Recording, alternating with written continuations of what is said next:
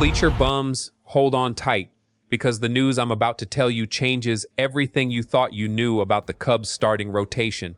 While the average fan only saw the signing of Kevin Gausman, the front office was simultaneously trying to pull off something much bigger, and they nearly got it done.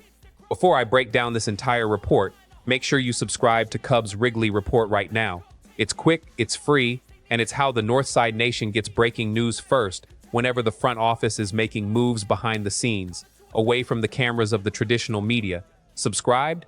Then buckle up, because the details are coming, and they're big. According to reporter Mitch Bannon, who covers the Toronto Blue Jays on a daily basis, the Chicago Cubs entered direct negotiations with the Canadian club to acquire right-handed pitcher Jose Soraniano before the trade deadline.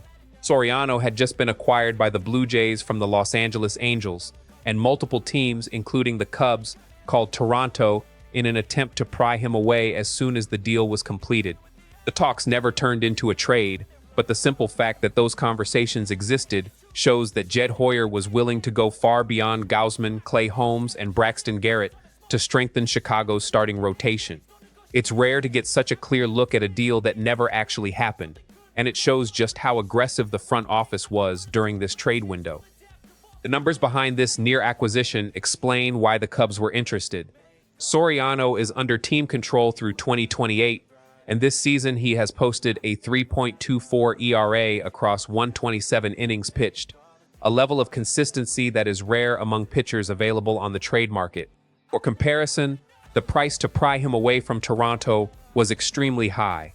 The Angels received Arjun Nimala, the 43rd ranked prospect in all of baseball, and the Minnesota Twins reportedly offered Caden Culpepper, the 29th ranked prospect overall, without getting the deal done.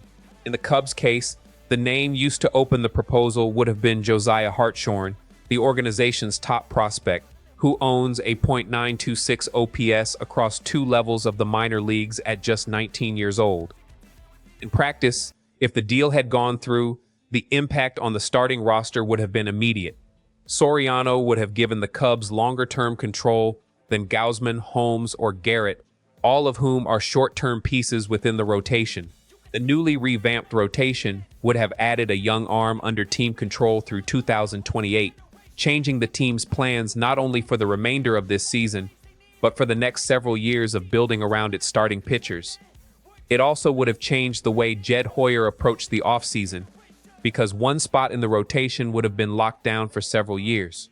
These are the kinds of structural decisions, not just the outcome of the next game, that determine whether a front office is actually building something sustainable in Chicago. My sources within the MLB trade reporting circle confirm what Bannon had already reported. The Cubs' interest in Soriano was real and went beyond a simple exploratory phone call. What I found out is that Toronto's asking price, in the range of what the Angels and Twins had already offered, was high enough for the Cubs to back off and protect Hartshorn, currently the most valuable asset in the organization's minor league system. While the national media chatter focused almost exclusively on the players the Cubs actually acquired, this parallel negotiation remained almost completely under the radar, and that's exactly the kind of information I bring you here before everyone else, straight from the source, without the fluff. And here's my opinion. No middle ground. The Cubs made the right call by backing off. Gausman already delivered 7 innings while allowing just 2 runs in his Cubs debut, and he did it for a fraction of the prospect cost it would have taken to bring in Soriano. Yes, Soriano has more years of control and an impressive ERA, but giving up Hartshorn and likely additional pieces from the farm system for a pitcher who still needs to prove his consistency in the National League would have been an unnecessary risk when the front office had already addressed the immediate problem in the rotation. Jed Hoyer made the right choice. He can reevaluate the starting pitching situation this offseason without rushing and without mortgaging the organization's future for a player who might not even have been necessary. So, Bleacher Bums, what do you think? Should the Cubs have paid the price for Soriano, or did the front office make the right call by keeping Hartshorn in the system? Drop your opinion in the comments, because I want to read every single one before the next video.